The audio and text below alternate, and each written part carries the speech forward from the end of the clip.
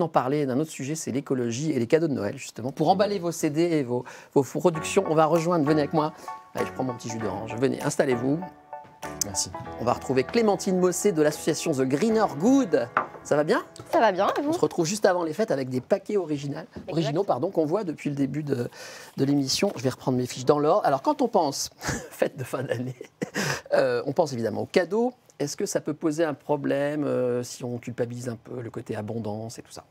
Oui, effectivement, on peut être tenté par un côté surconsommation. Alors, faire plaisir, c'est génial. Après, bien sûr, il faut faire attention à ce qu'on achète. Ça peut venir de loin, il y a des emballages, il y a du transport. Parfois, la qualité n'est pas toujours au rendez-vous.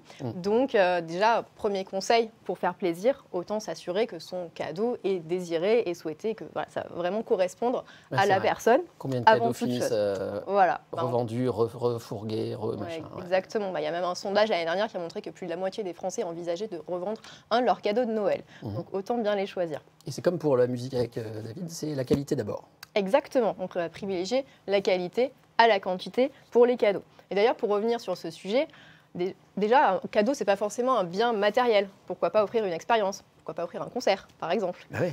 Et oui. Un concert du Keystone Big Band, par exemple. Exactement. C'est bien. On a parlé de restaurant, ça peut être un bon pour un restaurant, un bon pour un massage. Voilà, on peut aussi faire plaisir aux personnes sans forcément passer par de l'achat matériel. Et puis aussi pour sortir un peu de ce dont on a l'habitude de faire, on a souvent tendance à acheter des cadeaux neufs, aller dans des magasins, des centres commerciaux, acheter du neuf, mais on peut aussi trouver des cadeaux d'occasion, pourquoi pas. Ça peut faire un cadeau assez original, assez unique, parce qu'on appelle la seconde main. Voilà, la seconde main, l'occasion, tout à fait. C'est le cas pour plein de trucs, les téléphones notamment. On peut fabriquer soi-même? On peut fabriquer soi-même des cadeaux, et puis ça fait d'autant plus plaisir, parce que la personne aura passé du temps à le faire, donc ça peut être... bon, après, tout dépend du résultat. Moi, je peux vous faire un truc en pâte à sel, si vous voulez. Dire. Il l'a dit avant, moi, un cadeau fabriqué par moi. Effectivement, mais on ne sait jamais si vous êtes un petit peu bricoleur. Mettez vos tricots d'ici Noël. Voilà, mais alors, ça peut faire plaisir. On peut aussi remplacer, c'est ce qu'on voit là, le papier cadeau. Voilà. Alors là, on a des exemples. Donc c'est Claire, une membre de l'association, qui a fait ces emballages. Ça s'appelle des emballages furoshiki. C'est une technique japonaise qui nous invite à emballer joliment nos cadeaux dans du tissu. C'est donc des emballages qui sont réutilisables. Et puis après, on peut se servir du tissu. Ça peut être un foulard. Vous appelez ça? Le furoshiki. Mais c'est du tissu, quoi. C'est du tissu. En fait, le nom, c'est vraiment la technique d'emballage japonaise. Alors si vous allez sur Internet en ligne, vous avez plein de tutos pour emballer des livres, des bouteilles, des boîtes, etc. dans un joli emballage. Ok, bah ouais, c'est une bonne idée. Alors après, on en parlait juste avant l'émission, il y a ceux qui aiment bien tout arracher. Là, c'est mort. Là, on déplie délicatement. Alors, il y a l'option aussi carte routière. Il y a des personnes qui aiment bien aussi utiliser des vieilles cartes routières pour emballer. Ça fait un cadeau aussi original. Ça peut être joli. Ou du papier journal ou n'importe quoi. Voilà, exactement. Bon. Comment rendre son repas plus responsable? Alors, ça, c'est un autre gros sujet, effectivement, des fêtes de Noël, parce qu'on est dans cette abondance sur les tables. Et là aussi, on va essayer d'éviter le gaspillage alimentaire, donc de privilégier, de faire des menus. On va essayer d'adapter au mieux les quantités. Et puis, privilégier aussi la qualité à la quantité. Je vous ai amené quelques exemples de livres aussi pour proposer des alternatives végétariennes, parce que vous savez qu'il est conseillé aussi de manger moins de viande. Alors bien sûr, on peut se faire plaisir durant les fêtes de fin d'année, mais aussi proposer des repas. Donc on a des repas véganes, végétariens, bon là, vous allez faire peur. etc. Vegan, c'est un mot qui fait peur. Joyeux Noël vegan. En fait, en tout cas, ça peut être des alternatives intéressantes à proposer sur la table. Et aussi, sachez que si vous voulez un petit peu réduire l'empreinte écologique du repas, par exemple, privilégier de la volaille à la viande rouge, ça peut être intéressant. Voilà, il y a quelques alternatives comme ça aussi pour limiter l'empreinte carbone, par exemple, consommer des produits plus locaux, de saison, bien sûr. Voilà, donc vous pouvez aussi mettre ça en place pour votre repas de fête. Un petit médaillon de tofu parfumé, ça vous branche? Oui. Pourquoi pas? Il y a des petits crumbles forestiers aux champignons. Il faut essayer en tout cas. Que j'ai testé. Attends, il y a des desserts, on va jeter un petit coup d'œil, mais oula, oui, il y a des trucs bien quand même. Bûche glacée façon tiramisu, bah voilà, ça passe bien ça. Truffe coco.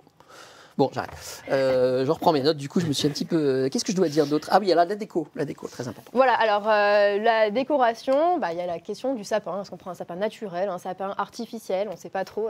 Alors, moi, j'aimerais savoir. Moi, j'ai un sapin artificiel et du coup, je le range tous les ans et je le ressors. Si vous le gardez assez longtemps, effectivement, ça peut être plus intéressant. Après, ce qu'il faut savoir aussi, c'est que maintenant, on peut trouver des alternatives avec des sapins qui sont cultivés localement, sans pesticides, et il y a même des services qui proposent de louer son sapin. Comme ça, on le loue, on le laisse chez soi 2-3 semaines, et ensuite, l'entreprise va le récupérer et va le replanter, en tout cas le remettre dehors. Donc c'est pas grave le fait de faire couper des sapins comme ça par une centaine de milliers tous les ans pour les jeter au bout d'un mois.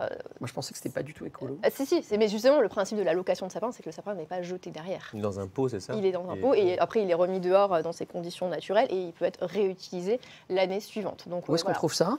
Il y a 2 structures, par exemple en région verte. lyonnaise, il y a la pousse verte qui le propose, il y a la SPV, c'est la société protectrice des végétaux qui le propose. Ah oui, ça existe. Ça existe, il y a SPA, SPV, donc 2 structures qui le proposent.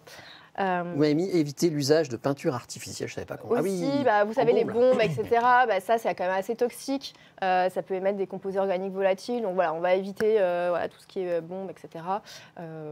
Qui sont et puis on peut fabriquer ces petits décos du sapin. Bien sûr, on peut faire de la récup, il y en a qui utilisent des chutes de bois, des choses comme ça pour faire des petites décos, des petites boules de Noël en bois. Ma mamie qui n'est plus là, mais à laquelle je pense souvent, mettait des chocolats.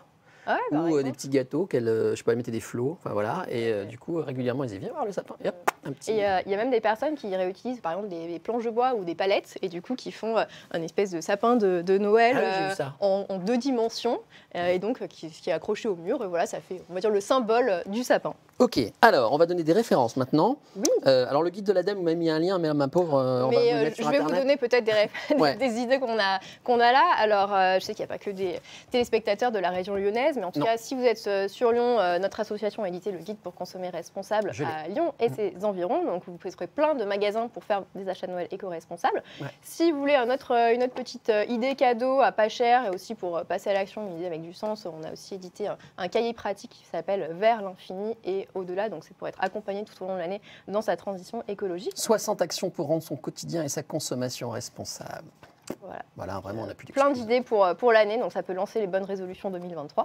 Et puis après, on a des sites comme Près de chez nous ou transiscope.org où vous pouvez trouver aussi les magasins autour de chez vous en étant géolocalisés. Merci beaucoup. On a indiqué l'adresse Greener Good, association dont vous vous occupez, je le sais, depuis un moment avec vaillance. Exactement. Bravo à vous. Merci encore.